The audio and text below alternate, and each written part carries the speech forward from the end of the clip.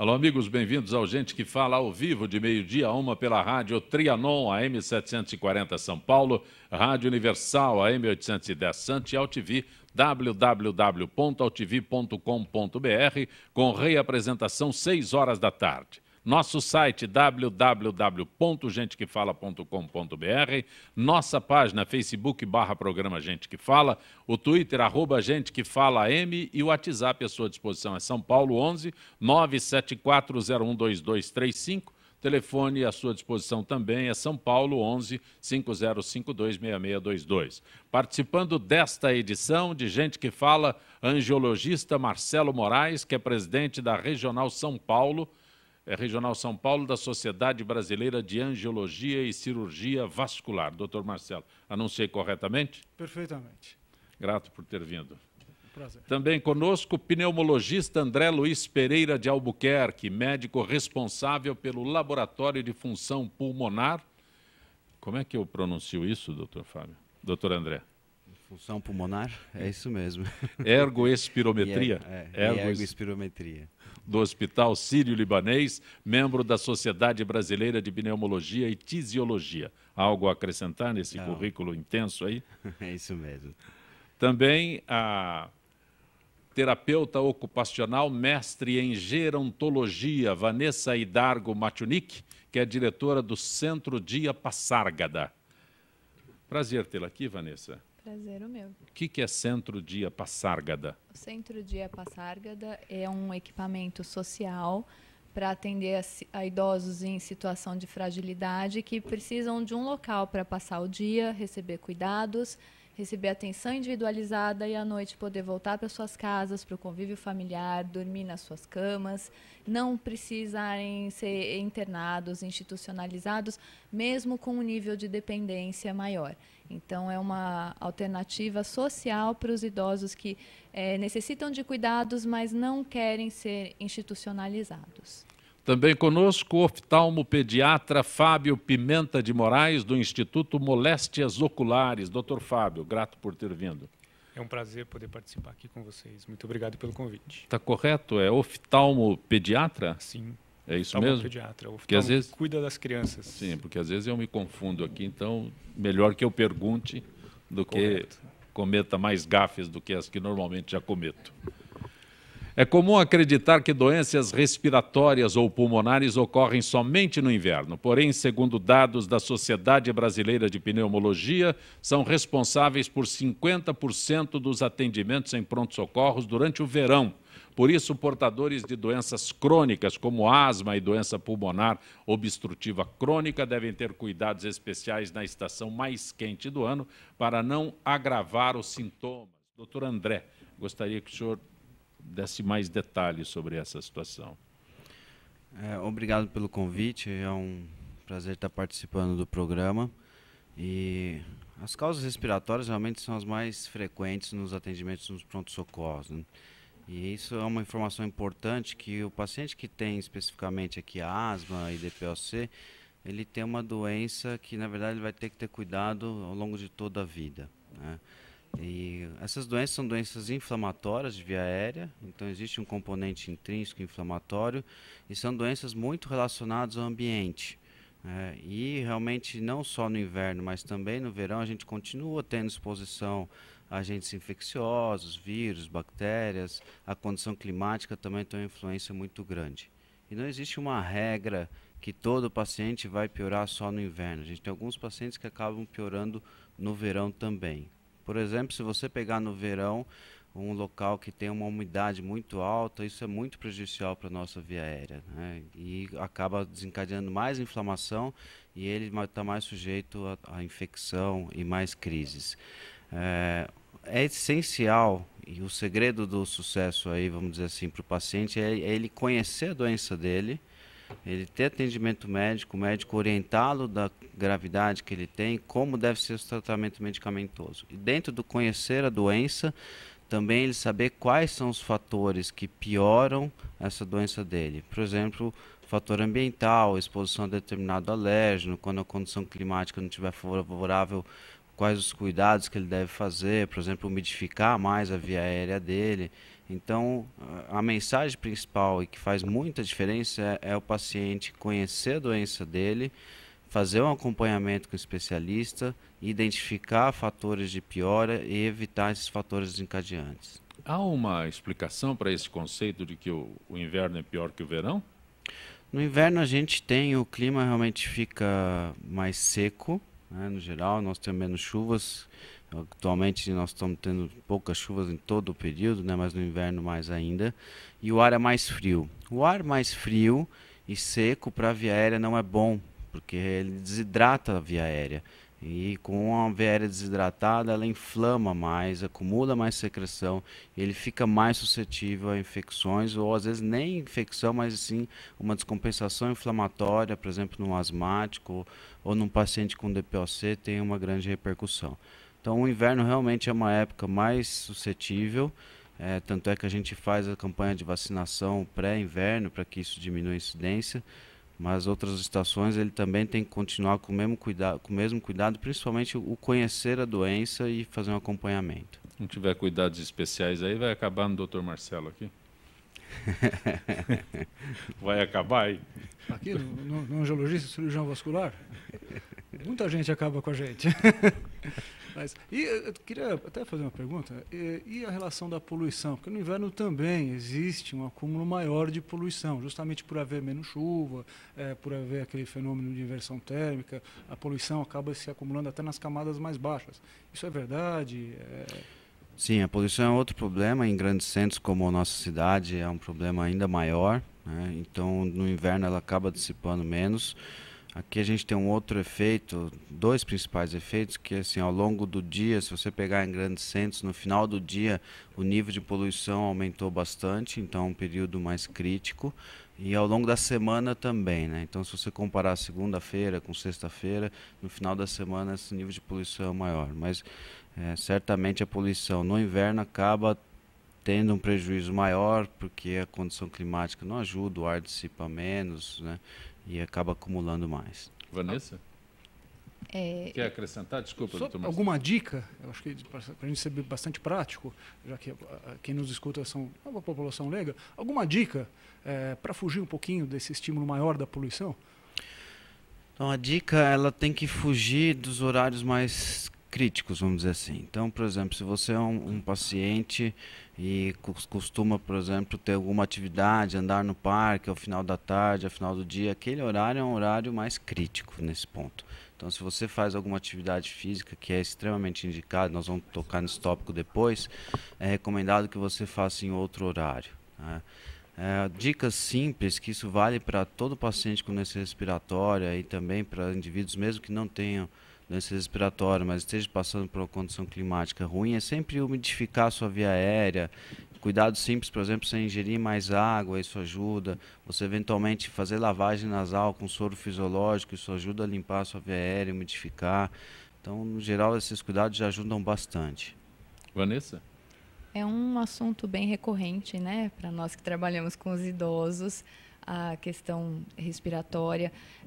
A gente encontra, como o doutor André falou, não tem mais uma estação do ano específica para lidar com essas situações, principalmente com os idosos. Então, o pessoal com DPOC encontra dificuldades, né, até pelo comprometimento crônico, mas assim, não tem. Antes a gente percebia alguns picos, né, no inverno, algumas alterações. Agora não, agora é frequente, tem alterações na mesma semana, diversas alterações, e que nós vemos que nós temos que investir muito exatamente no ganho funcional durante a realização das atividades, com cada idoso, para cada quadro, né? Entender qual é a capacidade ali de cada um, porque no mesmo dia você tem uma alteração de temperatura e uma alteração de qualidade do ar muito brusca. Então, a mesma atividade você não vai desempenhar sempre igual com aquela pessoa, porque a qualidade do ar, a temperatura está diferente na mesma semana. Então, com os profissionais, né, qualificados para olhar para cada idoso individualmente, a gente percebe que hoje em dia tem alterações muito bruscas no mesmo dia e que as atividades da vida diária ela tem que ser desempenhadas com orientação, poder orientar a família em relação à questão respiratória. Às vezes, uma simples atividade de uma culinária, alguma coisa, exige de um idoso fragilizado um esforço que, dependendo do dia, se está com uma poluição mais intensa, um dia mais seco, mais quente, altera, a pessoa fica mais cansada para uma atividade que ela está acostumada a fazer com frequência. Então, esse olhar é muito importante em relação a essa população de idosos e a questão da pneumonia. A pneumonia é muito silenciosa. Tem casos que a gente vê que não tem tosse, não tem febre. Quando você vai ver o idoso está mais confuso e você faz uma investigação, tem com uma pneumonia do dia para o outro. Né? Antes a gente não via isso com tanta frequência. Agora isso é muito recorrente. Então, a orientação para os familiares, para os cuidadores ficarem atentos, porque os idosos com alterações cognitivas, muitas vezes eles não vão dizer estou me sentindo cansado, ele vai ficando confuso. E aquilo, ontem ele não estava dessa maneira, hoje ele está, então não tem aquilo, é assim mesmo, é do Alzheimer. Não, não é. Aquele idoso estava de um jeito ontem, está de outro hoje, tem alguma alteração. E muitas vezes essa alteração é respiratória e é silenciosa. Então a gente tem que estar bem atento, que é no dia a dia que a gente consegue identificar com uma certa urgência antes do quadro se agravar. Doutor Fábio? Uma coisa que a gente percebe bastante, principalmente em oftalmopediatria, a rinite é bastante comum nas crianças e coexiste com a irritação ocular. Tem alguma coisa que nós, enquanto oftalmos, possamos orientar as pessoas a fazer em relação à rinite? E as pessoas, em geral, podem fazer algo para diminuir as crises, diminuir o tanto que isso influi na vida delas? Então, a criança, o paciente que for sintomático, ele precisa procurar uma ajuda médica, né? Um especialista, para justamente chegar no ponto que a gente estava discutindo, que é ele fazer o diagnóstico e saber a doença dele. E aí ele vai acabar entrando com os cuidados recomendados. Sem dúvida, a lavagem nasal, umidificação, isso também ajuda na parte da rinite, né? Mas é importante que tenha um profissional avaliando para que ele consiga identificar o paciente que não está bem controlado, informar esse paciente o que ele deve fazer, o que evitar. E como já foi colocado até pela Vanessa, essas doenças já são doenças crônicas, então precisa um seguimento muito de perto para justamente o paciente ficar no melhor possível, o maior tempo possível.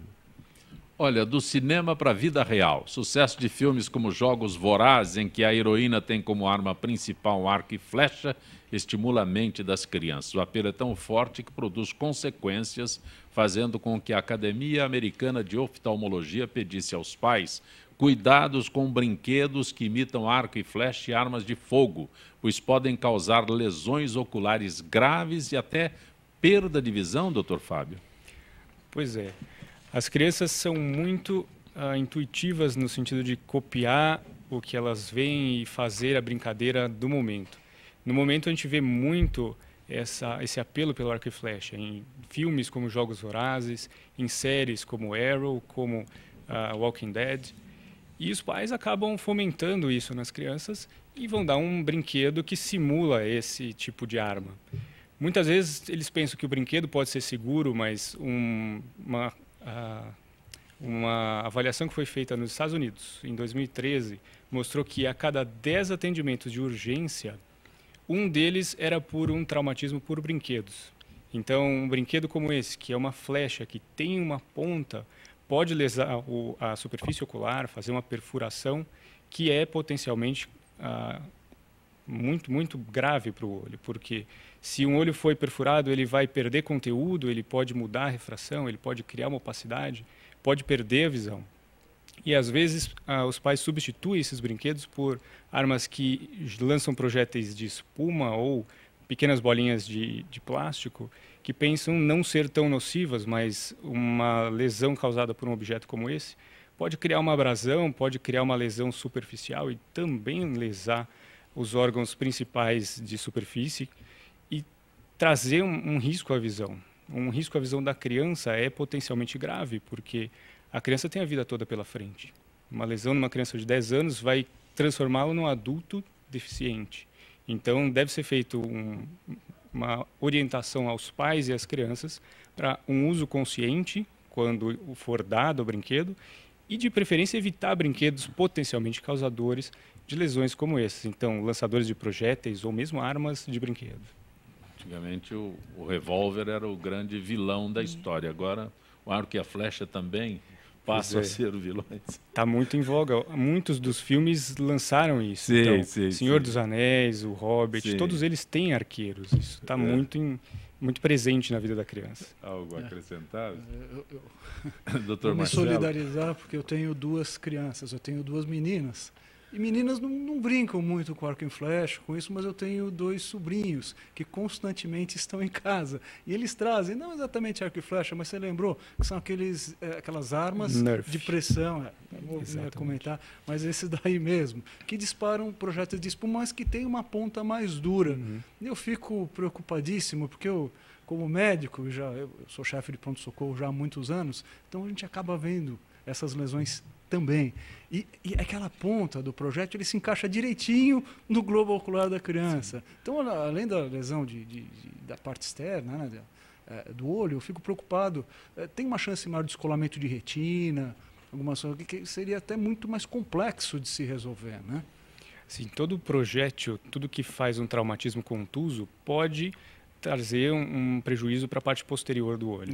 Lógico, quanto mais denso, quanto mais pesado, maior a chance. É mais comum a gente observar com bolas de tênis, bolas de squash e alguns objetos que acabam batendo, como espadas e tacos.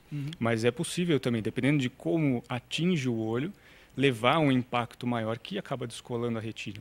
E um descolamento de retina não percebido pode levar a uma cegueira em poucos dias. A criança não tem esse perfil de falar realmente um olho está diferente do outro, eu preciso de ajuda. Então os pais têm que ficar atentos para qualquer suspeita, qualquer dúvida em relação a isso e trazer para uma avaliação. Perfeito. Vanessa? Eu fiquei pensando essa questão dos produtos e da tecnologia em relação à questão oftalmológica, tanto para o bem quanto para o mal, né? Aqui você falou dessa questão preventiva, de evitar esses danos, e eu fiquei pensando na nossa prática, a gente já pega o depois, né, de algumas lesões, não causadas por esses impactos que você discutiu, mas por outras questões associadas ao envelhecimento, à saúde, e o quanto os recursos tecnológicos hoje no pós-lesão, né, tem auxiliado muito as pessoas com deficiência visual e aos idosos. Então, hoje a gente tem recursos maravilhosos tecnológicos, recursos de leitores de tela, de voice-over, recursos para as pessoas, mesmo com as questões da perda visual, poderem continuar executando as suas atividades, ou até as crianças na escola hoje poderem utilizar recursos de voice-over, as crianças com deficiência visual. Eu tenho amigos com deficiência visual total que têm uma vida totalmente autônoma e independente. Então, é muito interessante a gente ver o quanto a gente tem que fazer a prevenção, sim, para essas questões do dia a dia, para os cuidados e tudo mais, e o quanto a tecnologia sendo usada a favor, né? E não só a tecnologia da saúde, mas no social, no dia a dia, disponibilizando recursos que as pessoas, mesmo com a deficiência visual, consigam realizar suas atividades, as suas ações, o quanto isso é importante, o quanto é inclusivo realmente, né? Porque no caso das cataratas, hoje em dia tem cirurgias muito menos invasivas que auxiliam as pessoas, né? Mesmo com essa situação continuar enxergando depois, ou outras alterações que a gente não consiga melhorar a questão visual, mas que consiga melhorar o desempenho funcional da pessoa. Então, o quanto é importante, né, a gente estar atento a esses recursos tecnológicos que favorecem o desempenho das pessoas, mesmo com as perdas visuais, né, em caso de situações inevitáveis. Doutor Fábio, um detalhe, o senhor faz referência à dificuldade de se identificar, né, o diagnóstico é de vocês. Mas um pai, como é que percebe que, de repente, alguma criança está com um problema de visão? Eu, por exemplo, posso dizer, eu estou com o olho embaçado, vou usar a terminologia mais comum, né? Mas uma criança não tem. Como é que se faz? É o pai que tem que identificar, o pai, a mãe? Normalmente, os pais, eles percebem porque a criança muda de atitude. Um traumatismo mais grave é fácil de perceber. Então, algo contuso que deixa uma marca, deixa um hematoma, pode ficar um inchaço. Mas lesões mais sutis, a gente percebe porque a criança pisca mais um olho do que o outro. Se houver um hematoma, é mais Sim, é fácil, visível. né? É visível. Mas, por exemplo, um projétil que bateu no olho, foi de leve, de raspão, deixou lá uma abrasão que incomoda. A criança vai ter um lacrimejamento maior, pode ter uma vermelhidão num olho só, talvez nos dois, mas mais de um olho. Vai piscar mais esse olho, vai levar a mão ao olho. Às vezes vira a cabeça para enxergar com o outro. Então são alguns sinais que o pai pode observar e na dúvida, trazer para uma avaliação. Pois bem, a cidade de São Paulo, né, tem hoje mais de 1 milhão de pessoas acima de 60 anos. Desse total, cerca de 400 mil não têm condições de realizar com independência atividades da vida diária. Com isso, tem aumentado a procura por centros-dia, que não é uma creche, não deve ser visto como um estágio anterior à mudança para uma casa de repouso, mas sim como um serviço que acolhe o idoso em dias úteis, horário comercial e oferece atividades personalizadas a partir das necessidades de cada um. A Vanessa já fez uma abordagem sobre isso, agora eu gostaria que você explanasse melhor esse... Como é que é a Centro-Dia Passárgada? Isso, o Centro-Dia Passárgada. Nós vamos iniciar as atividades agora, sexta-feira, dia 30. Ele fica localizado ali na Aclimação, no Parque da Aclimação, então é um lugar muito privilegiado para os idosos realizarem as atividades. E a proposta do Centro-Dia é que seja exatamente uma casa, um espaço onde a pessoa se sinta em casa. Não é uma clínica de reabilitação, não é um equipamento de saúde. Ele é um equipamento regulado pelo Ministério do Desenvolvimento Social, faz parte da Política Nacional do Idoso há 20 anos e precisa ser colocado em prática aqui no Brasil. Né? Em outros países, no Japão, na Europa, é um equipamento já muito conhecido. Né? No Japão, você tem um em cada bairro. E aqui no Brasil a gente precisa começar a colocar isso em prática e colocar em prática com a visão correta, com a visão de centro-dia. Hoje em dia tem muitas propostas de centro-dia sendo divulgadas pelo serviço público ou privado, mas que quando a gente vai conhecer é um centro de convivência, um lugar grande, com um monte de gente. Para o idoso fragilizado não atende à necessidade. O idoso fragilizado, ele é um idoso que por uma série de situações, podem ser clínicas ou não, ele não tem condições de retomar suas atividades com a mesma potência anterior. Então, pode ser que teve uma pneumonia, melhorou da pneumonia, mas ficou mais frágil, até está com um pouco mais de dificuldade para realizar suas atividades, emendou numa úlcera varicosa, que de repente nunca cicatriza, né? E aí a pessoa já não pode mais estar andando, ou indo frequentar suas atividades, ou está começando com uma alteração cognitiva. As questões sensoriais, a perda auditiva e a perda de visão alteram muito na rotina do idoso, e não precisa ser necessariamente uma doença, mas são alterações sensoriais. A pessoa já não enxerga direito, já não escuta direito, e ela vai perdendo o mesmo contato que ela tinha com as pessoas, com a televisão, né? Se ela não aciona ali o closed caption, ela não consegue mais entender o que se fala no jornal. E ela vai ficando naquele isolamento sem perceber. Os dias vão passando e a pessoa, quando vai ver, ela está sem o significado da sua rotina. E os familiares, eles acabam tendo que lidar com essa situação que vai acontecendo, e quando você vai ver, já aconteceu. O idoso está fragilizado, o idoso está em isolamento social, né? E aí faz o quê? Ou coloca uma equipe dentro da própria casa, né? Como vai se manter?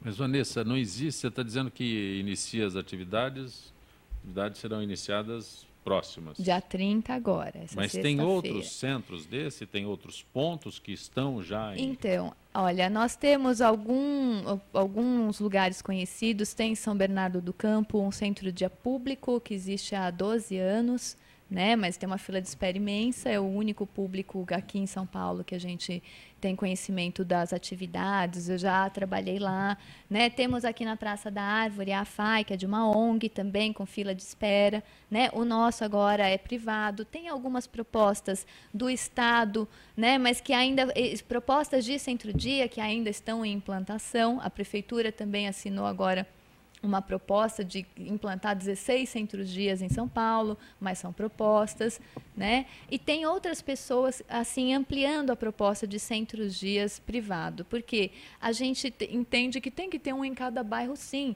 Não adianta uma pessoa vir da Zona Norte para a Aclimação, pegar 2 horas de trânsito. Ela vai chegar exausta. A dificuldade de locomoção já é grande. O idoso já está frágil, vai ficar 2 horas no trânsito para chegar no centro-dia e depois voltar para casa. Então, assim, a gente tem que ampliar essa rede. A gente tem uma proposta, assim, de dar suporte para os empreendedores sociais que queiram montar os seus centros-dias. A gente ajuda, a gente mostra como faz, a gente tem a metodologia, porque é isso, você tem que ter estímulos, mas não é um monte e nem um pouco, né? Você tem que ter a medida adequada. para cada idoso, para cada situação. Então, a equipe de profissionais também qualificados, que entendam do envelhecimento, entendam da fragilidade, e ninguém vai ficar fazendo reabilitação no centro-dia, mas vai dar atenção para cada idoso da maneira que ele precisa. Doutor Marcelo? Pegando o gancho do que você falou, achei muito interessante. Existe algum... Você falou que seria o ideal um centro desse em cada bairro. Eu achei muito interessante. É o que a gente espera que Algum aconteça. tempo atrás, eu escutei até numa rádio, eu escutei uma pesquisa onde dentro de São Paulo existem vários países. Exato. Ao mesmo tempo que, por exemplo, em regiões nobres, vamos supor, Higienópolis, Moema, nós temos uma perspectiva de vida, uma expectativa de vida muito semelhante à do Japão, com já mais de 80, 90 anos. Nós temos, na periferia de São Paulo, na Zona Sul, uma perspectiva de vida de países africanos, passando aí, às vezes nem chegando aos 40 anos. E, ao mesmo tempo, essa expectativa de vida maior são em bairros, onde as pessoas normalmente têm mais condições socioculturais e financeiras. E as pessoas mais periféricas é justamente aquela população que tem menos como se defender. Isso é levado em conta quando você faz um planejamento de onde implantar esses centros? Precisa ser levado em conta exatamente pelas características dos centros-dias. Então, a pessoa, para ela se sentir em casa, ela tem que ter referência com aquele local. Então, pela legislação, o centro-dia ele deve estar inserido nos bairros, né? Bairros residenciais, porque aquela pessoa ela tem que conviver com aquela comunidade, com aquele bairro onde ela passou a vida dela. Então, não adianta deslocar ela para um outro ambiente onde ela não vai se identificar. Isso, principalmente nos aspectos cognitivos, isso não vai ajudar, né? Isso é uma barreira. A gente tem que eliminar as barreiras para a pessoa se sentir em casa. A proposta é que ela passe o dia, então ela tem que se sentir bem para até poder desenvolver todos os potenciais dela. Então, cada bairro, cada centro-dia, ele tem que ser montado com as características da sua região, da sua população. Então, não são os mesmos valores, não é a mesma mobília, né? Não é o mesmo cheiro, não é a mesma cara que cada centro-dia. Não é, exatamente. Doutor André? Eu queria parabenizar, que eu acho que é fundamental e essencial a gente ter iniciativas dessa, né? E a população está envelhecendo cada vez mais. E até por ter mais interesse, eu queria perguntar para a Vanessa, você falou de que não é um centro de reabilitação, entendi, mas quais são as atividades que vocês fazem? Assim, um idoso que precisa fazer uma certa atividade física regularmente, vocês aplicam isso e mesmo que a pessoa não tenha uma autonomia, por exemplo, ele precisaria de um cuidador, ele tem que ir com o cuidador ou vocês conseguem absorver? Tudo isso tem no centro-dia, né? Os cuidadores...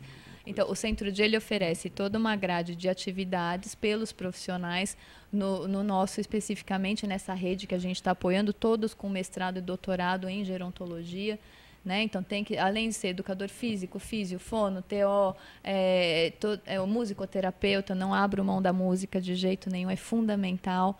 Né? Então, todos eles têm a sua especialização na gerontologia, além de suas formações. Só que esse profissional ele não vai ficar o tempo todo desenvolvendo as atividades com o idoso, porque são as atividades da vida diária, as atividades do dia a dia. Então, a gente não tem treino de função para quem teve um AVC, uma coisa assim. O que nós fazemos? Qual é a proposta do centro-dia? Que essa pessoa consiga ter a rotina, desenvolver suas atividades, ter os cuidadores e familiares orientados para que isso dê sequência nas casas, nos finais de semana, à noite, e a gente faz um alinhamento com a rede de saúde de cada idoso.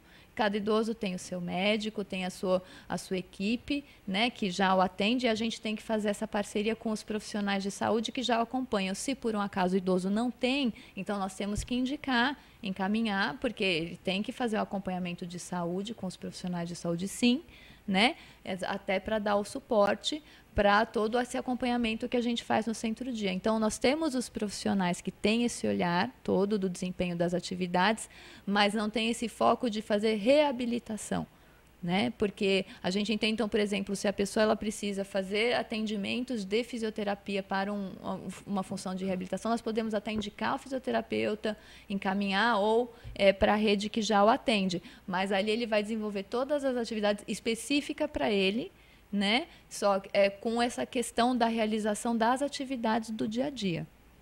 Você está acompanhando Gente que Fala pela Rádio Trianon, AM 740 São Paulo, Rádio Universal, AM 810 Santos e AltV, www.altv.com.br. Retornaremos em instantes.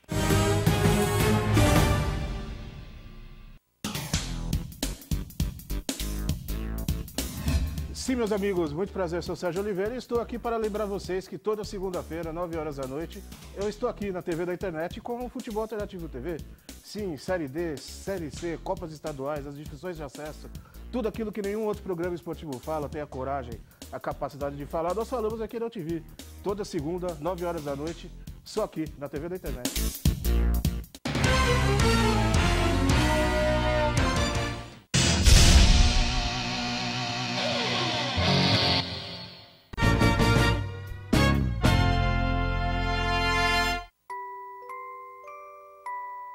As nossas recordações são os nossos maiores tesouros. Carregamos durante toda a nossa vida. Manipular, distorcer ou implantar falsas memórias, além de ser uma violência, é crime. Somos responsáveis por esse tesouro. Não promova alienação parental.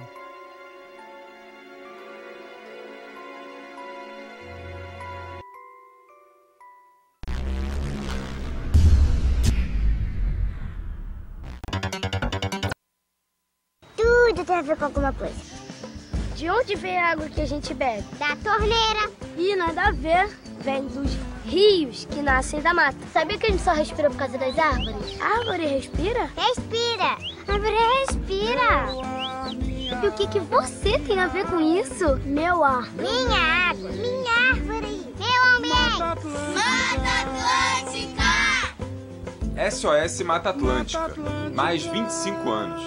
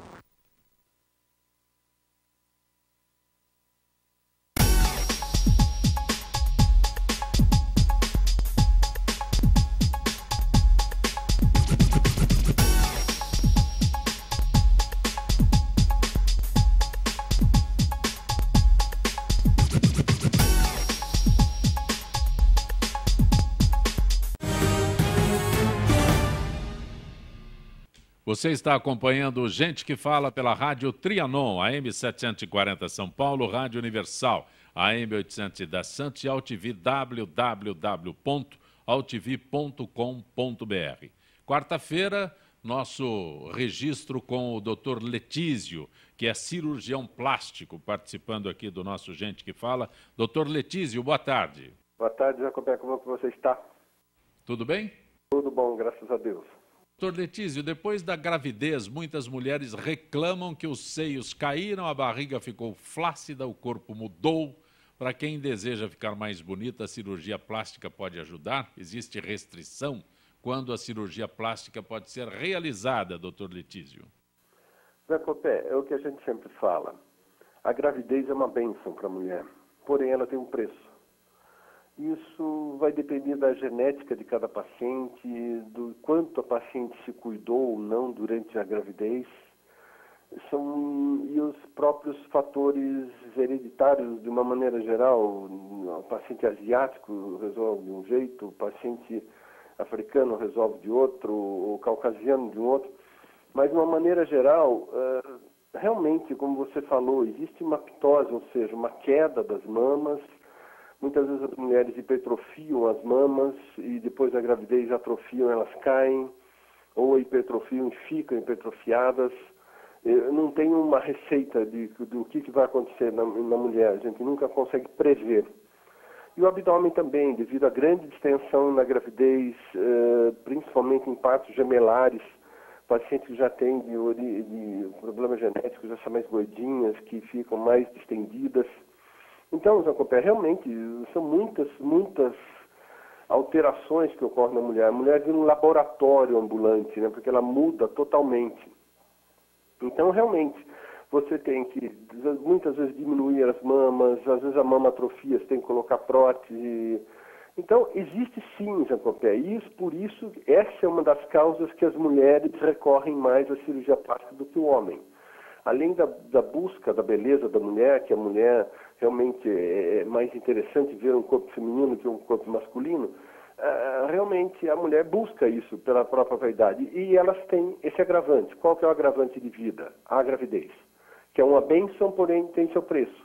Então, realmente, vamos diminuir as mamas, vamos colocar uma prótese, vamos montar as mamas, vamos tirar aquele abdômen que realmente caiu depois da gravidez, porque o músculo reto abdominal, eles se afastam um do outro e dá um problema que a gente chama de ástase do músculo reto abdominal, que você tem que fazer uma aplicatura, ou seja, você tem que fazer uma sutura entre os dois músculos para que eles se revoltem à posição original.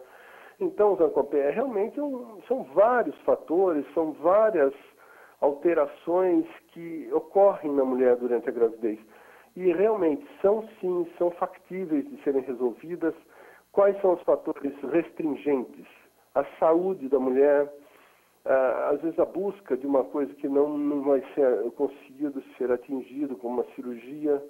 Então, mas são cirurgias corriqueiras hoje em dia. Eu já fiz cirurgia de abdômen, ou seja, abdominoplastia, numa menina de 17 anos que ficou grávida aos 15. E já fiz também abdominoplastia em mulheres com 68 anos, que vêm carregando aquela sequela de gravidez a vida toda e de repente resolve se cuidar, entende? Então não tem muito uma receita de bolo, Zancopé. De acordo com cada necessidade, de acordo com o que aconteceu, da exigência da paciente, do que ela quer da vida dela. E a gente tem que buscar cada vez melhor, tentar suprir a necessidade da paciente e deixá-la mais feliz com a vida depois de uma bênção da gravidez. Doutor Letísio, um detalhe, existe um prazo, não sei se eu posso usar esse termo, ou um período que a mulher possa procurar um cirurgião plástico depois de ter dado à luz? Olha, Zancopé, via de regra, não é uma regra, é uma via de regra que a gente se baseia mais ou menos 6 meses após o parto ou 3 meses após a parada da amamentação.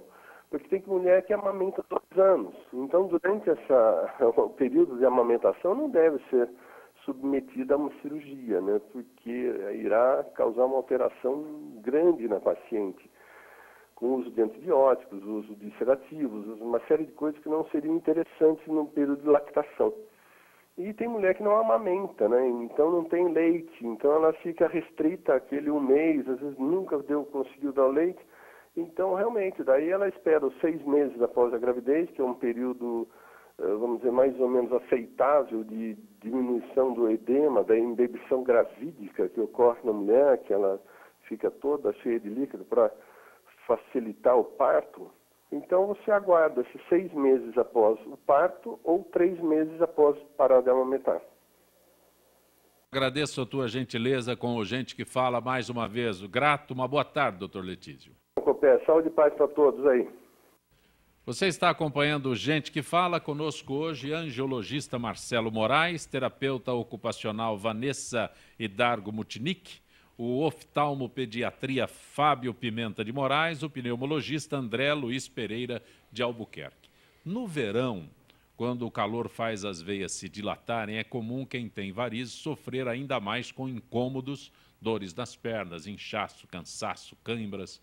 No caso das varizes, especialistas explicam que ela surge porque o sangue que deveria circular fica acumulado, formando veias mais grossas, ressaltadas, escurecidas, além do incômodo, o desconforto. Doutor Marcelo, eu gostaria que o senhor detalhasse melhor todo este quadro do que eu vou cometer algum deslize aqui na minha leitura, por favor. Antes de responder a pergunta, eu gostaria de agradecer o convite e aproveitar que ainda estamos em janeiro e desejar a todos os ouvintes apesar de eu achar que vai ser um ano difícil, um excelente 2015, ou pelo menos o que for possível. Bom, é isso mesmo. No verão, com o calor, os vasos eles se dilatam e o desconforto causado pelos vasos e principalmente pelas varizes, ele aumenta. Mas, na verdade, isso eu acho que até é de conhecimento público e notório, né? E a definição que você deu é boa.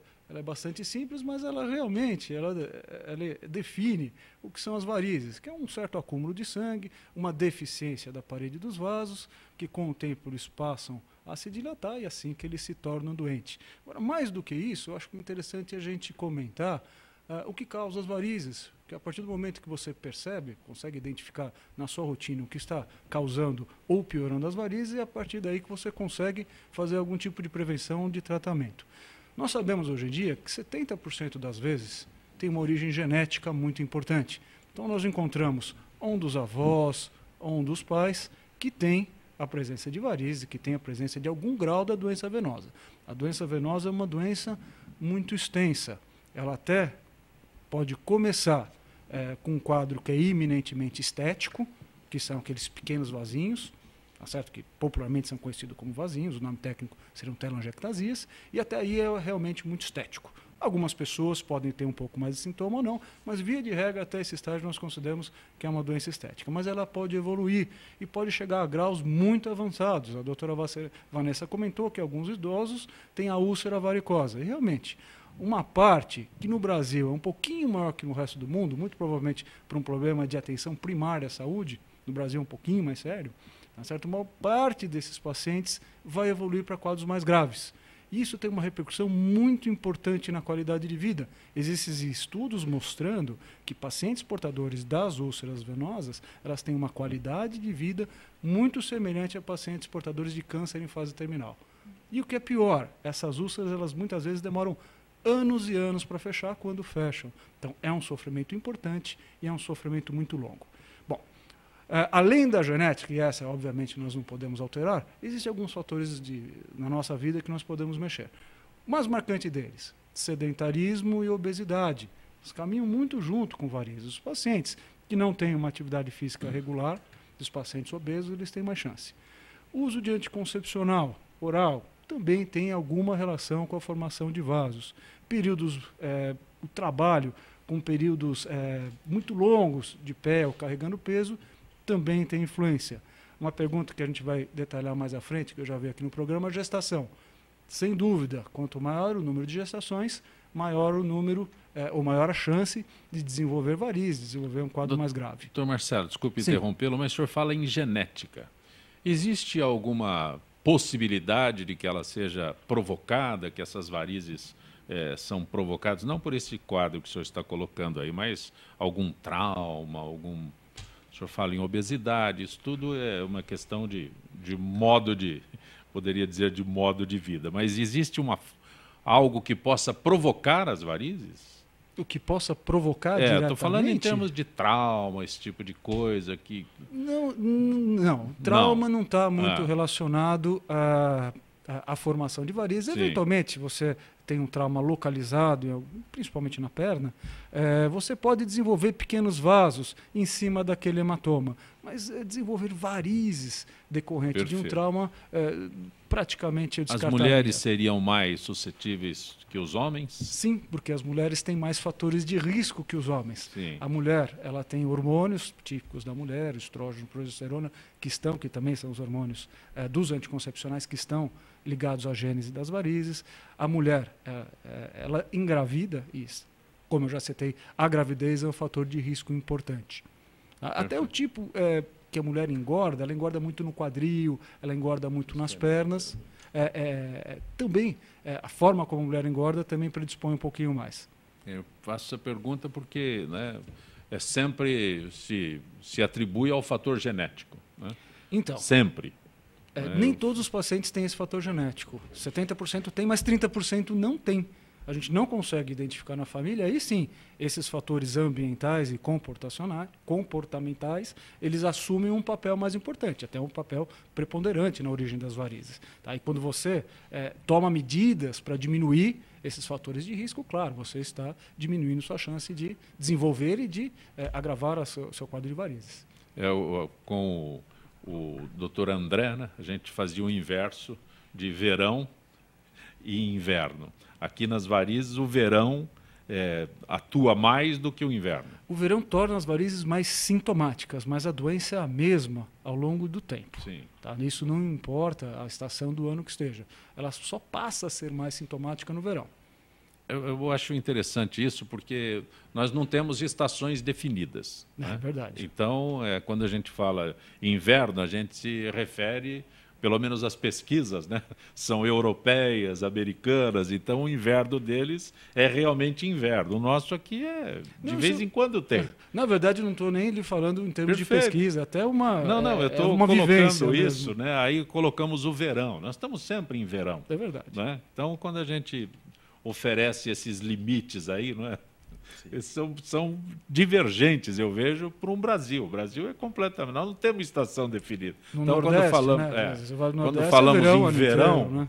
Verão, Nordeste é exatamente isso. Norte e Nordeste é verão o ano constante. Inteiro, né? Aliás, nós temos muitos problemas com os pacientes realmente mais próximos ali do Equador. Tal. Eles são mais sintomáticos também.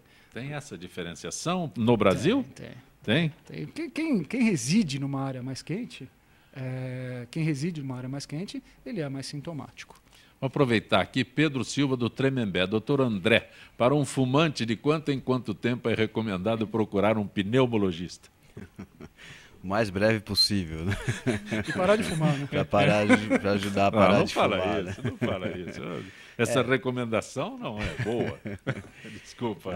Infelizmente, assim, quanto ao tabaco, né, ao cigarro, não existe uma quantidade mínima segura. Então, a gente sabe que numa média populacional, o indivíduo que já fuma há 20 anos, aí ele tem um risco muito aumentado. Mas não existe uma quantidade mínima segura, isso até nas propagandas contra o tabaco é bem claro. Então, na verdade, o indivíduo que ele fuma, e principalmente se ele já tiver alguma doença de base, por exemplo, uma asma, mesmo uma rinite, outra doença respiratória, ele tem que procurar um especialista, porque isso pode prejudicar bastante ele. Doutor Fábio, buraco de mácula é processo irreversível? É o nosso constante Jaime do Jardim Bonfilioli. O buraco de mácula tem vários estágios. Um olho saudável pode recuperar um buraco de mácula em um estágio inicial, um buraco pequeno. Quando ele evolui e tem outras condições associadas, um diabetes, uma retina que já teve algum sangramento, tem mais dificuldade de fechar um buraco de mácula. E ele é potencialmente grave, porque é na região central de visão. Se você tem uma alteração bem na mácula que é grande, a chance dessa pessoa perder a visão é muito importante. Então, deve ser feita uma avaliação sempre de imediato e a chance de fechar é pequena. Tá? Olhos mais saudáveis e buracos iniciais menores têm uma chance, mas não é muito grande. Antes que eu me perca, doutor Marcelo, ele citou o diabetes. No caso de varizes, a interferência ou a influência? Diretamente não. Não que varizes causem, não que diabetes causem varizes. Mas, eventualmente, as complicações decorrentes das varizes podem ser agravadas pelo diabetes. Vanessa, atualmente o idoso brasileiro tem melhor qualidade de vida, lembrando que ele está vivendo mais? A pergunta é feita pela norma da Santa Cruz. Essa é uma dobradinha aí que tem que ser considerada com cuidado, porque o idoso está vivendo mais, sim, mas, porém, não é todo idoso que está vivendo mais com qualidade de vida. Então, nós temos hoje um número muito grande de idosos ativos, realmente. Hoje em dia nós temos pessoas de 70 anos ativas, maravilhosas, mas nós temos um número grande da população fragilizada que precisa de uma atenção e que precisa de um espaço. Então, não são pessoas que precisam estar na saúde o tempo todo, porque a saúde é realmente para lidar com a demanda da saúde, mas que elas precisam de um espaço exatamente para viver mais e com qualidade. Então, realmente, hoje nós vemos muitas pessoas vivendo mais, mas ainda nem todas têm a mesma qualidade exatamente por uma falta de entendimento do que seja a qualidade de vida na longevidade. É isso que a gente está batalhando para conseguir multiplicar com o começo das nossas ações. Doutor André, Yara Gomes da Lapa, o ar de São Paulo está realmente assustador. Existe alguma dica simples e caseira que o senhor possa passar quando se está dentro de casa? E em relação às crianças, o que é indicado? Essa é uma ótima pergunta, né? Agora nós tivemos um pouco mais de chuva, que ajuda, mas o que a gente indica no geral é que você tenha a sua casa bem aberta para que consiga ventilar um pouco, abra as janelas para ter insolação, isso é extremamente importante. Não deixe acumular umidade na parede, mofo, isso é prejudicial. E os cuidados gerais são umidificação e limpeza nasal e hidratação o máximo que você conseguir. Das crianças, as recomendações permanecem, né, e é extremamente importante que a gente consiga deixar um local bem ventilado e úmido, e não que ele seja seco, né, e não tenha ventilação. Isso é prejudicial. André, deixa eu aproveitar a pergunta.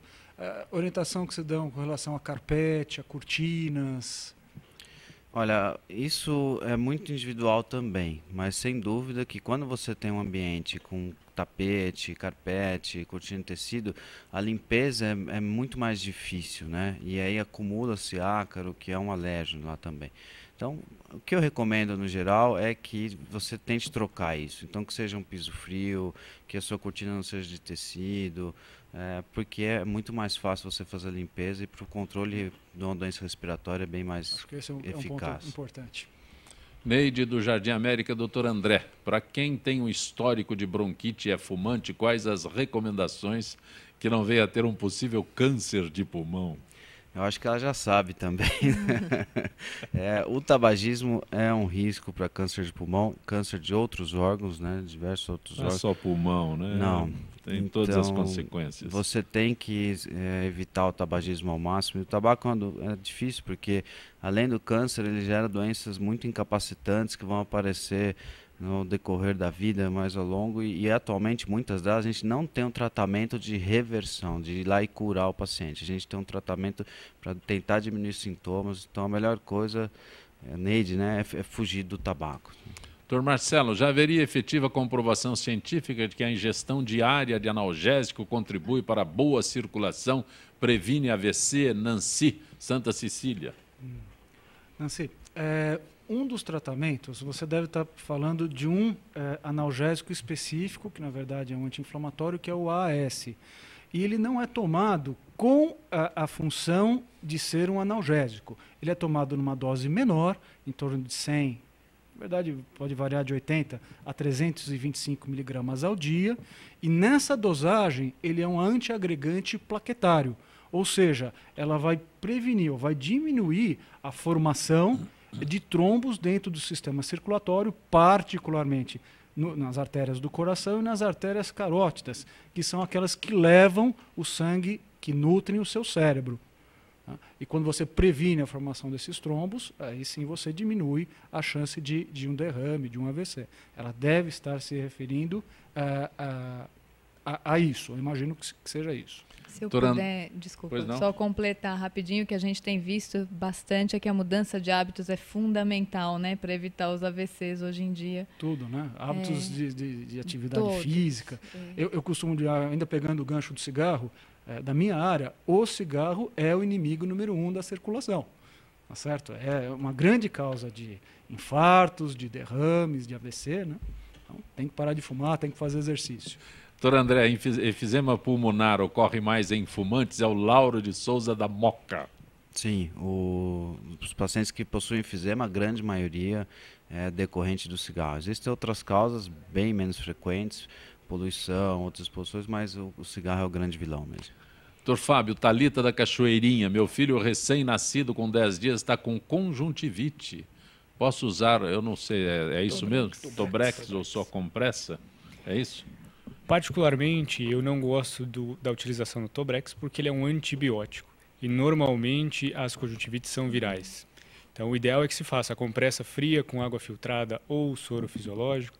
Utilize-se uma gota lubrificante, então um colírio que não tem medicamento, e deve ser procurado oftalmologista para diferenciar a conjuntivite viral ou bacteriana e assim planejar o tratamento com mais eficácia. Doutor Fábio, o senhor mesmo, Regina, leite materno nos olhos da criança é seguro ou é mito? Mito.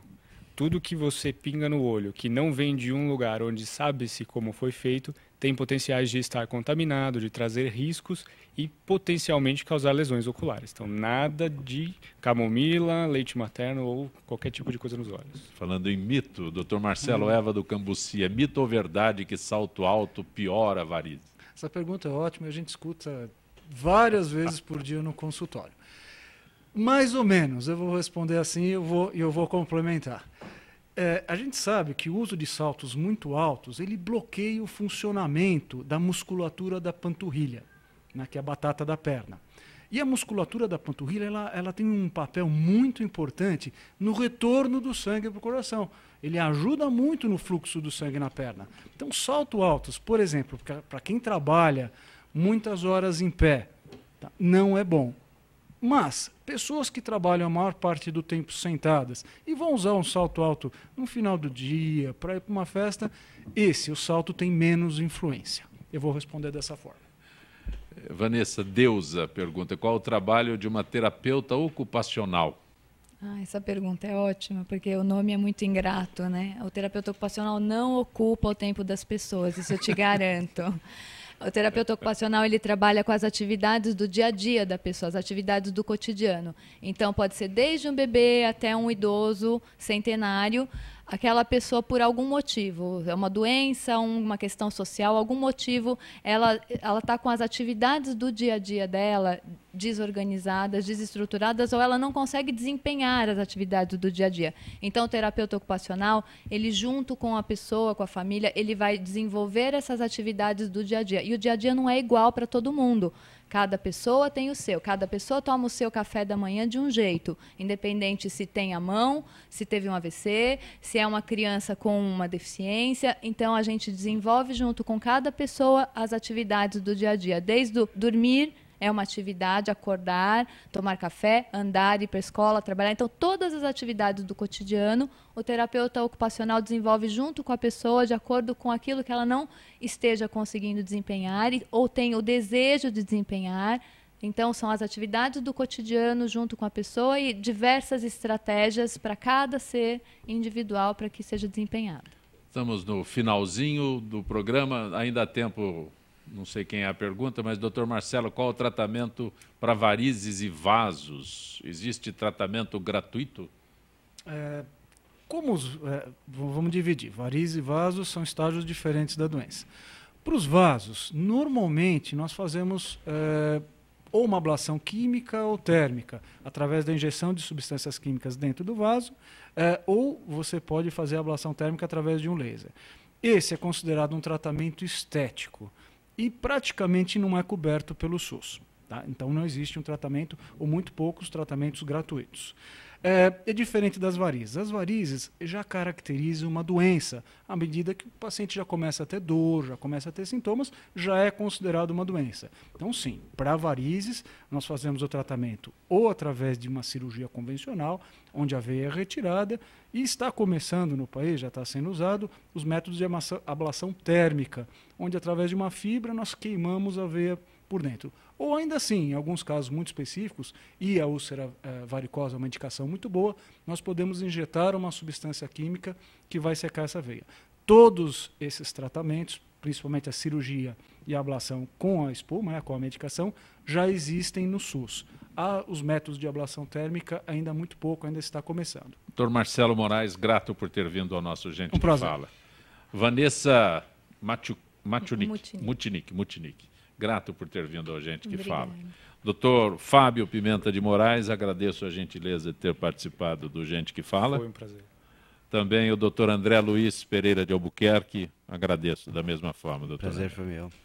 Gente que fala tem na direção-geral o jornalista Fausto Camunha, diretora de produção Zenilda Salvato, redação Raela Brandão Pedro Schiavon, na pauta José Carlos Sicarelli, produção cultural Ricardo Godoy, na rádio Trianon, Neildo Neres, Cléo Rodrigues, Ricardo Valim, Benê, na direção da UTV Alberto Luchetti, na técnica James Eduardo, Iago Matsumoto, Arthur Endler. Estaremos de volta amanhã, meio-dia. Gratos, até lá.